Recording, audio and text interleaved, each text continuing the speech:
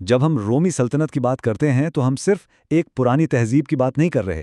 اس کی میراث اتنی گہری ہے کہ صدیاں بیت گئیں، لیکن آج بھی ہماری زبان، ہمارے قانون، یہاں تک کہ ہماری عمارتوں میں بھی اس کے اثرات صاف نظر آتے ہیں۔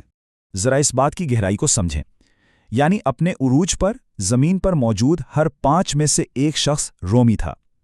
یہ تھی قدیم دنیا کی وہ عالمی سپر پاور جس کی طاقت کا کوئی مقابلہ نہیں تھا اور جس کی پہنچ ہر جگہ تھی۔ تو پھر سوال یہ پیدا ہوتا ہے کہ آخر یہ سلطنت اتنی عظیم بنی کیسے؟ وہ کون سی طاقتیں تھیں جو اسے اتنی بلندی پر لے گئیں؟ اور پھر ایسا کیا ہوا کہ سب کچھ ختم ہو گیا؟ آئیے آج اسی کا جواب تلاش کرتے ہیں۔ روم کی کہانی کی شروعات ہی سچ پوچھیں تو تشدد سے ہوتی ہے۔ یہ ہمیں اس کی بالکل ابتدائی افسانوی کہانی میں ہی نظر آ جاتا ہے، یعنی 2 جڑواں بھائیوں رومولس اور ریمس کی داستان میں۔ اور یہیں سے ہمیں ایک مرکزی خیال ملتا ہے، بامقصد تشدد۔ یہ رومیوں کی ایک پہچان تھی، ایک ایسا ہتھیار جسے انہوں نے اپنی سلطنت بنانے، اسے پھیلانے اور پھر اسے قائم رکھنے کے لیے بار بار استعمال کیا۔ اور دلچسپ بات یہ ہے کہ یہی چیز ان کے عروج اور زوال دونوں میں اہم ثابت ہوئی۔ تو روم میں بادشاہت کا خاتمہ کیسے ہوا؟ اس کے پیچھے لوکریشیا کا ایک بہت ہی دردناک واقعہ تھا۔ اس واقعے نے لوگوں کے غصے کو ایک ایسی آگ میں بدل دیا جس نے 444 سال پرانی بادشاہت کو جلا کر راکھ کر دیا، اور وہ ایک شخص کی حکمرانی کے خلاف اٹھ کھڑے ہوئے۔ اسی بغاوت کا نتیجہ یہ نکلا کہ 509 قبل مسیح میں رومی جمہوریہ قائم ہوئی۔ یہ ایک بالکل نیا نظام تھا جسے خاص طور پر اس لیے بنایا گیا تھا کہ دوبارہ کوئی بادشاہ نہ بن سکے اور اختیارات عوام کے پاس رہیں۔ لیکن مسئلہ یہ تھا کہ یہ جو نئی جمہوریہ بنی تھی، اس میں معاشرہ بری طرح بٹا ہوا تھا۔ ایک طرف تھے پیٹریشنز، یعنی صرف 10% امیر لوگ جن کے ہاتھ میں ساری طاقت تھی، اور دوسری طرف تھے پلیبینز، یعنی باقی 90% عوام۔ ان کے پاس نہ کوئی خاص حقوق تھے اور نہ ہی کوئی لکھا ہوا قانون جو ان کی حفاظت کرے۔ تو ظاہر ہے اس سے معاشرے میں ایک بہت بڑی کشیدگی پیدا ہو گئی۔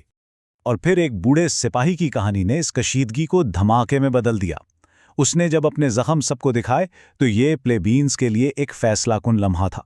انہوں نے پہلی بار متحد ہو کر پورے شہر میں ہڑتال کر دی اور اپنے لیے انصاف اور تحریری قوانین کا مطالبہ کیا۔ اسی عوامی دباؤ کے نتیجے میں 12 الواح یا The 12 Tables وجود میں آئیں۔ یہ روم کا پہلا باقاعدہ لکھا ہوا قانون تھا۔ اس نے پہلی بار قانون کو سب کے لیے برابر بنایا، لوگوں کو بنیادی حق دیے اور طاقت کے نظام میں ایک توازن پیدا کیا۔ تو اندرونی طور پر تو روم مستحکم ہو رہا تھا، لیکن ساتھ ہی اسے باہر سے بھی خطرات کا سامنا تھا۔ اور مزے کی بات یہ ہے کہ انہی خطرات نے اسے ایک ایسی فوجی سپر پاور بننے پر مجبور کر دیا جس کی مثال نہیں ملتی۔ 390 قبل مسیح میں گال قبائل نے روم پر حملہ کر کے اسے تباہ کر دیا۔ یہ ایک بہت ہی ذلت آمیز شکست تھی، لیکن اسی شکست نے رومیوں کو وہ سبق سکھایا جس نے ان کی تاریخ کا رخ ہی بدل دیا۔ اس کے بعد انہوں نے اپنی فوج کو مکمل طور پر بدلنے کا فیصلہ کیا۔ تو اس شکست کے بعد رومیوں نے چند بڑے اہم قدم اٹھائے۔ انہوں نے شہر کے گرد دیوار بنائی، ایک مستقل پیشہ ور فوج تیار کی، سب کے لیے ایک جیسے ہتھیار اور ٹریننگ لازم کی، اور سب سے بڑھ کر انتہائی سخت نظم و ضبط نافذ کیا۔ اتنا سخت کہ غلطی کرنے پر ہر 10ویں سپاہی کو سزا دی جاتی تھی۔ انہی اقدامات نے ان کی فوج کو دنیا کی سب سے بہترین فوج بنا دیا۔ اور پھر روم کی اسی نئی فوجی طاقت کا سب سے بڑا امتحان آیا پیونک جنگوں کی صورت میں۔ یہ جنگیں بحریہ روم پر کنٹرول کے لیے اس کی سب سے بڑی حریف سلطنت کارتج کے خلاف لڑی گئیں، اور یہ کوئی چھوٹی موٹی لڑائی نہیں تھی۔ یہ تنازع 118 سال تک چلتا رہا۔ اب کہانی میں ایک بہت ہی دلچسپ موڑ آتا ہے۔ یہاں ہم دیکھیں گے کہ کس طرح روم کی کامیابیاں اور اس کی بڑی بڑی فتوحات ہی اس کی اپنی تباہی کا سبب بن گئیں۔ ہوا یہ کہ فتوحات سے بے تحاشا دولت تو آئی، لیکن اس کے ساتھ ساتھ غلاموں کی ایک بہت بڑی تعداد بھی آئی۔ اس کی وجہ سے عام شہری کسان بے روزگار ہو گئے، اور امیر اور غریب کے درمیان فرق اتنا بڑھ گیا کہ اس نے جمہوریہ کی بنیادوں کو ہی کھوکھلا کرنا شروع کر دیا۔ اور پھر جمہوریہ کا خاتمہ بہت تیزی سے ہوا۔ 49 قبل مسیح میں جولیس سیزر نے روبیکن دریا پار کیا اور خانہ جنگی شروع ہو گئی۔ صرف 5 سال بعد سینیٹرز نے اسے اس ڈر سے قتل کر دیا کہ کہیں وہ بادشاہ نہ بن جائے، اور آخرکار 27 قبل مسیح میں سیزر کا وارث آکٹیوین آگسٹس کے نام سے پہلا رومی شہنشاہ بن گیا۔ تو بس صرف چند دہائیوں کے اندر 500 سال پرانی جمہوریہ کا خاتمہ ہو گیا۔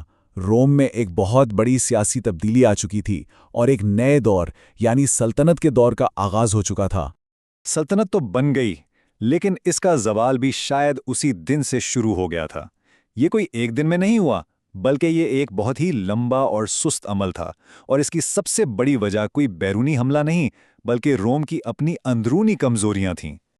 اور سب سے بڑی ستم ظریفی یعنی آئرنی یہی تھی کہ جس فوج نے روم کو اتنی عظمت دی تھی، آخر میں وہی فوج اس کے عدم استحکام اور زوال کی سب سے بڑی وجہ بن گئی۔ ذرا اس عدد پر غور کریں، 70، مطلب کموڈس کی موت کے بعد اگلی ایک صدی کے اندر 70 الگ الگ شہنشاہ آئے۔ یہ تو سراسر افراتفری تھی۔ ایک وقت تو ایسا بھی آیا جب فوج، جی ہاں فوج ہی تخت کو نیلام کر دیتی تھی کہ جو سب سے زیادہ بولی لگائے گا وہی بادشاہ بنے گا۔ اس کا نتیجہ ظاہر ہے نہ ختم ہونے والی خانہ جنگیاں۔ تو خلاصہ یہ ہے کہ یہ وہ چند بڑے اندرونی عوامل تھے جنہوں نے سلطنت کو دیمک کی طرح چاٹ لیا۔ ایک ایسی فوج جو بادشاہ بناتی اور بیچتی تھی، کبھی نہ ختم ہونے والی خانہ جنگیاں، غلاموں پر بہت زیادہ انحصار اور اپنی بہت بڑی سرحدوں کو سنبھالنے میں ناکامی۔ تو روم کی اس لمبی کہانی سے آج کی دنیا کیا سیکھ سکتی ہے؟ اس گفتگو کا اختتام ہم روم کی تاریخ کو آج کی عالمی طاقتوں کو درپیش چیلنجز سے جوڑ کر کرتے ہیں۔ بنیادی نقطہ یہ ہے کہ روم کو کسی بیرونی طاقت نے نہیں ہرایا، وہ اندر سے خود ہی ٹوٹ گیا تھا۔ اس کا زوال اندرونی خلفشار، فوجی طاقت کے غلط استعمال اور معاشی عدم توازن کی وجہ سے ہوا۔ ایک وقت آیا جب اس کی اپنی ہی طاقت اس کی سب سے بڑی کمزوری بن گئی۔ اور آخر میں یہ ایک بہت بڑا اور اہم سوال باقی رہ جاتا ہے، کیا امریکہ بھی اسی راستے پر چل رہا ہے؟